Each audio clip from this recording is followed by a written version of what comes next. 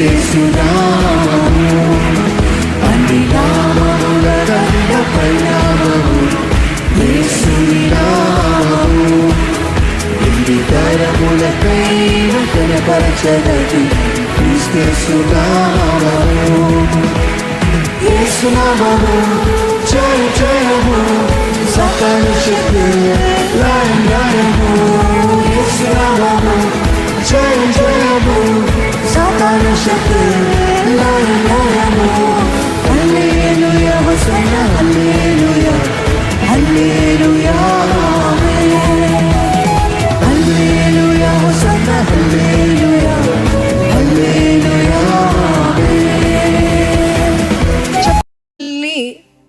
ప్రార్థన చేయకుండా ఆపేస్తున్న screen time లేకపోతే యాప్స్ ఏమైనా ఉన్నాయి అనుకోండి, దయచేసి వాటిని డిలీట్ చేయండి.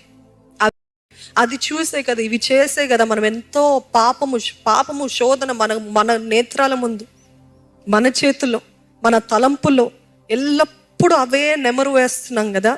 భయంకరమైన నిరాశలో, నిస్పృహలో ఉన్నారండి. ఏంటి ఆ నిరాశ?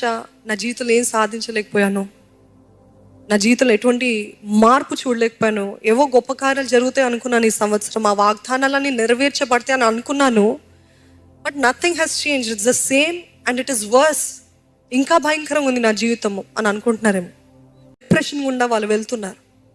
మోలియా నన్ను చంపే, నాకు అవ్వట్లేదు. ఇర్మియా నాకు అవ్వట్లేదు, అసలు నేను పుట్టిన దినమై శపించబడును గాక అన్నాడు. ఈరోజు every believer will always feel this kind of expression, లేకపోతే ఈ ఎక్స్ప్రెషన్, ఈ థాట్, ఈ ఆలోచన ప్రతి విశ్వాసకి ఏదో ఒక సమయంలో కలుగుతుంది. ఎమోషనల్ సఫరింగ్, ఈ చుట్టూన్న పరిస్థితులు బట్టి ఎటువంటి ఇంట్రెస్ట్ ఉండదు, ఏది ఇచ్చినా మీకు సంతోషం ఉండదు, ఎవరు ఎంతగా చేసినా అందరి ముందు అది చక్కగా నవ్వుతున్నట్టు ఉంటారు, మళ్ళీ పక్కనకు పోయి ఒంటరితనంలో కూర్చోాలని ఆశపడతారు, ఒంటరితనంలో ఏడవాలని ఆశపడతారు. దేవుడికి నా పైన కోపం ఉంది కాబట్టి నేను ఇది అనుభవిస్తున్నాను, దేవుడు మిమ్మల్ని, మీ పైన తన దృష్టి ఉంచి మీ యందు ఆనందిస్తున్నాడు కాబట్టి ఇది అనుమతించాడు. నమ్మిన వారు ఉంటే హల్లెలూయా చెప్తారా? అయ్యా, ఆయన దృష్టి, ఆయన మీ పట్ల ఎంతో అతిశయిస్తున్నాడు కాబట్టే కొన్ని సవాళ్ళు, కొన్ని శోధనలు, కొన్ని శ్రమలు మన జీవితంలో అనుమతిస్తాడు. కొన్ని ఎదుర్కొంటున్న పరిస్థితి రేపు ఉండదు. ఈరోజు ఎదుర్కొంటున్న ఈ తలంపు ఉంటుంది చూడండి, ఈరోజు ఆత్మహత్య చేసుకోవాలనే గొప్ప బలవంతంలాగా ఉంటుంది. కానీ మీరు దాన్ని ఎదిరించినట్లయితే ఈ రోజు ఉన్న దుఃఖము రేపు రెండంతల సంతోషంగా